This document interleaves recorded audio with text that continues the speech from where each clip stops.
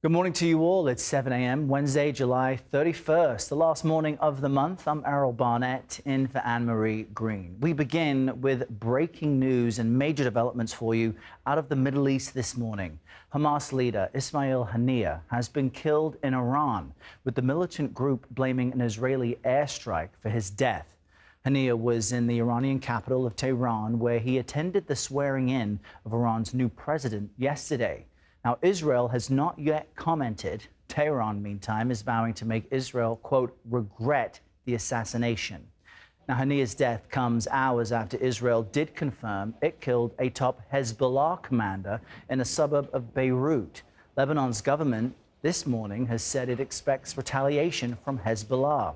This morning, U.S. officials, meantime, reaffirmed the U.S. commitment to cooling regional tensions in hopes of avoiding an all-out war. I don't think war is inevitable. I maintain that. I think there's always room and opportunities for diplomacy, and I'd like to see parties pursue those opportunities.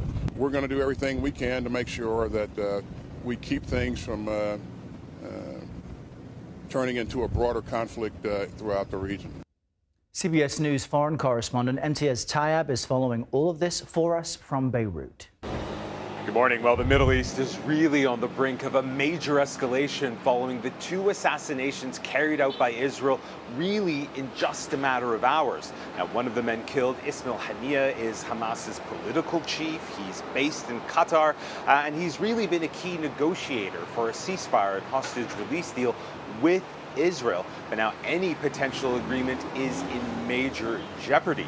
The other man who was killed is being described by Israel as one of Hezbollah's most senior military commanders, and they accuse him of being the man responsible for directing the attack over the weekend in which 12 young people were killed on a soccer field in the Israeli-occupied Golan Heights, which of course triggered outrage around the world and a furious response from Israel saying that they would hit Hezbollah hard.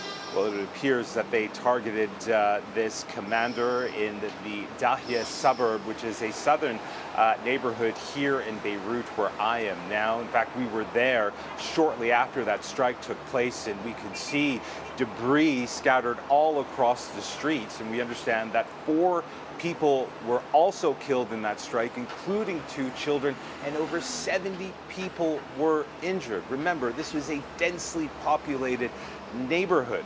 Whatever the case, the other assassination of Ismail Haniyeh took place in Iran, in a very protected area of Tehran. That, of course, has triggered panic across the Iranian leadership, who have essentially ordered a total re-examination of their security protocols following that assassination by Israel. Still, this morning, Defense Secretary Lord Austin said an all-out war in the region is still not, quote, inevitable, but following Israel's attack in Beirut and the assassination in Tehran, that may be wishful thinking.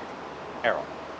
All right, Imtiaz, thank you for that. Joining us live for more now is CBS News foreign correspondent Ian Lee. He's joining us from our London bureau. Ian, have we had any response from Israel yet on what Hamas is claiming is an assassination attempt? Good morning, Errol. Israel hasn't responded to the death of Haniyeh. This is typical when it comes to operations inside Iran. Israel is usually tight-lipped.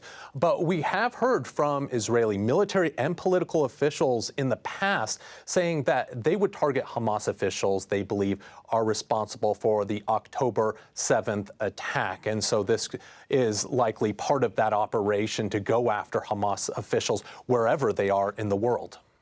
And so if there has been an attack inside Iran against Hamas's political leader, what type of response could we see from Iran?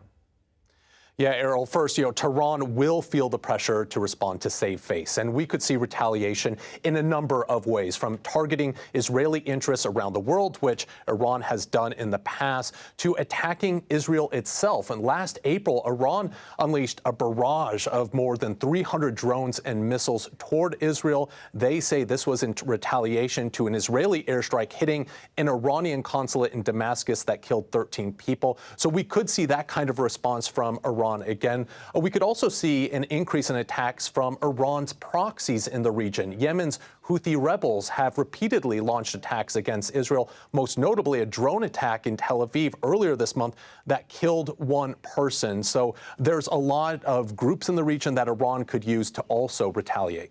And it would suggest, as Imtiaz referenced, that it would make the possibility for ceasefire and hostage release a deal much less likely.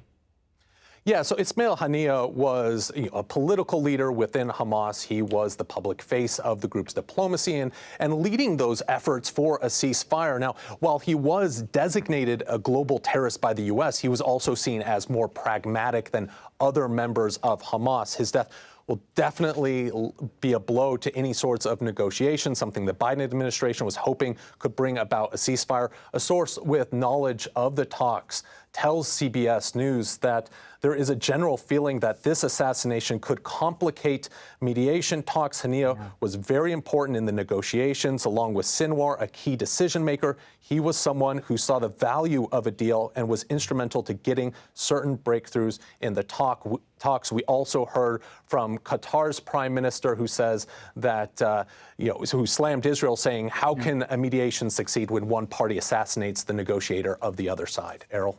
All right, serious times. Ian Lee, thank you.